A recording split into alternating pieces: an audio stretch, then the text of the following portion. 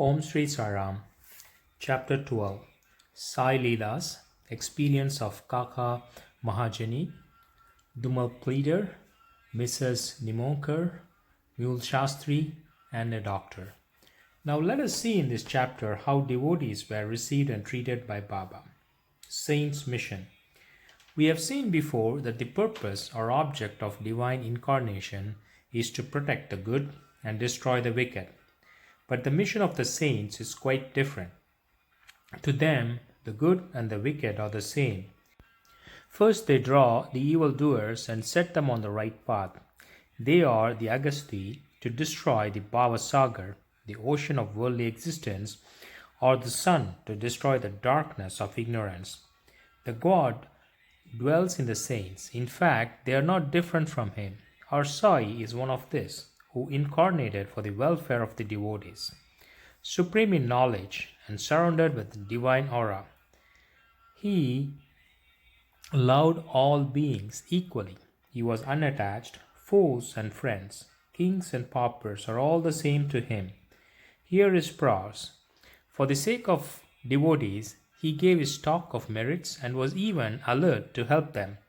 But the devotees could never approach him unless he meant to receive them.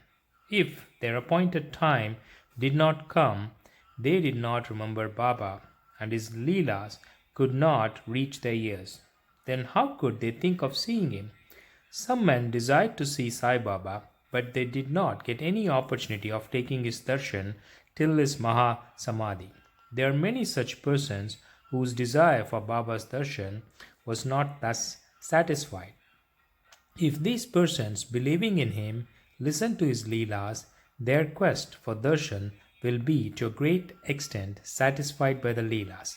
Even if some person went there by sheer luck and took Baba's darshan, were they able to stay there longer? No, nobody could go there of his own accord, and nobody could stay there longer if Baba did not wish to. They could stay there so long as Baba permitted them to stay and had to leave the place when asked to do so by him. So everything depends on Baba divine will. Kaka Mahajani. Once Kaka Mahajani went to Shirdi from Mumbai. He wanted to stay there for 1 week and enjoy the Gokul Hastami festival. As soon as he took Baba's darshan, Baba asked him, "When are you returning home?" He was rather surprised at this question, but he had to give an answer. He said that he would go home when he ordered him to do so. Then Baba said, "Go tomorrow." Baba's word was law and he had to be obeyed. Kaka Mahajani therefore left Shirdi immediately. When he went to his office in Mumbai, he found his employer anxiously waiting for him. His Munim, that's the manager, suddenly fell ill. Hence, Kaka's presence was absolutely necessary. He had sent a letter to Kaka at Shirdi, which was redirected to him at Mumbai. Bhau Sahib Dhumal. Now listen to another story. Once Bhau Sahib Dhumal was going to Nipat for a case. On the way, he came to Shirdi, took Baba's darshan and wanted to proceed to Nipat immediately. But Baba did not permit him to do so. He made him stay at Shirdi for a week or more. In the meanwhile, the magistrate at Nipat suffered intensely from pain in his abdomen and the case was adjourned. Mr. Baumal was then allowed to go and attend to his case. It went on for some months and was tried by 4 magistrates. Ultimately, Mr. Dhumal won the case and his client was acquitted. Mr. Nimonkar. Mr. Nana Sahib Nimonkar, Watandar of Nimon and the honorary magistrate, was staying at Shirdi with his wife. Mr. and Mrs. Nimonkar were spending most of the time in the masjid with Baba and serving him. It so happened that their son fell ill at Belapur, and the mother decided, with Baba's consent, to go to Belapur and see her son and other relatives and stay there for a few days. But Mr. Nana Sahib asked her to return the next day. The lady was in a fix and did not know what to do. But her God Sai came to her help. While leaving Shirdi, she went to Baba, who was standing in front of Satawadi with Mr. Nana Sahib and others and prostrated at his feet and asked his permission to go.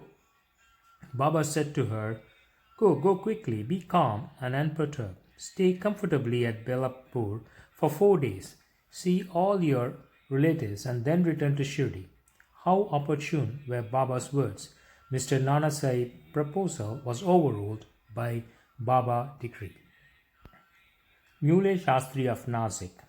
An orthodox Agnihotri Brahmin of Nasik, Mule Shastri, who had studied the 6 Shastras and was well versed in astrology and palmistry, once came to Shirdi to see Mr. Bahusahib Bhuti, the famous millionaire of Nagpur. After seeing him, he and others went to see Baba in the masjid.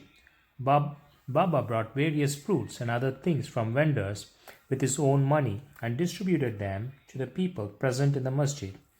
Baba used to press the mango on all sides and so skillfully that when Baba sucked it, he got all the pulp at once in his mouth and could throw away the seed.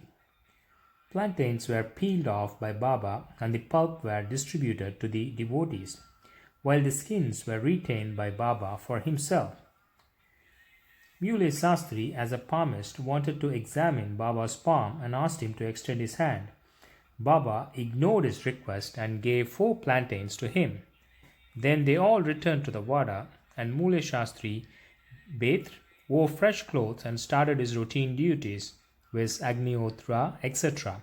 Then Baba, as usual, started for Lendi and said, Take some giru, that is a red murri substance used to dye cloth in a saffron color. We shall today don saffron color cloth. None understood what Baba meant.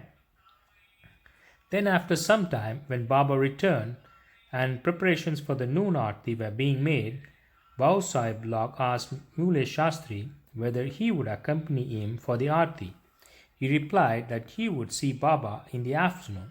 Baba sat on the seat, was worshipped by the devotees, and aarti commenced. Then Baba said, Get some dakshina from the new Nasik Brahmin. Bhuti himself went to the Vada to get the dakshina, and when he gave Baba's message to Mule Shastri, he was sorely perplexed. He thought in his mind, Thus, I am a pure Agnihotri Brahmin. Why should I pay dakshina? Baba may be a great saint. I am not his dependent. But since a great saint like Baba was asking for dakshina through a millionaire like Bhuti, he could not refuse. So leaving his routine unfinished, he started with Bhuti for masjid, thinking himself holy in the masjid. Otherwise, he remained at a distance, and after joining his palms, threw flowers at Baba from there. Then, lo, all of a sudden, he saw not Baba, but his late Guru, Golap Swami there. He was wonderstruck. Could this be a dream? No, it was not, as he was wide awake. But how could his late Guru, Golap, be there? He was speechless for some time. He pinned himself and thought again, but could not reconcile to the fact that his late Guru, Golap, being in the masjid. Ultimately, leaving aside all doubt, he went up, fell at his Guru's feet, and then stood there with folded hands. Other people sang Baba's Aarti, while Mule Shastri chanted loudly his Guru's name. Then, casting off all pride of caste and sacredness, he fell at Guru's feet and closed his eyes. When he got up and opened his eyes, he saw Baba asking for dakshina. Seeing Baba's blissful form and his inconceivable power, Mule Shastri forgot himself. He was extremely pleased. His eyes was full of tears of joy. He again saluted Baba and gave the dakshina. He said that his doubt was removed and he saw his own Guru.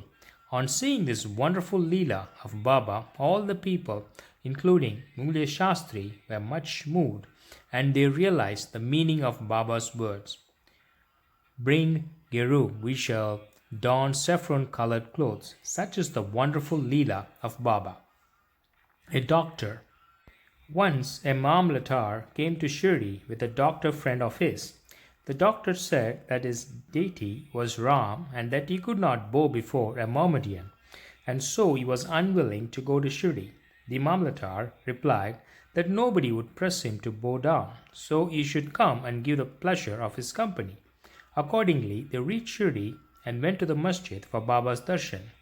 All were wonderstruck to see the doctor going ahead and saluting Baba.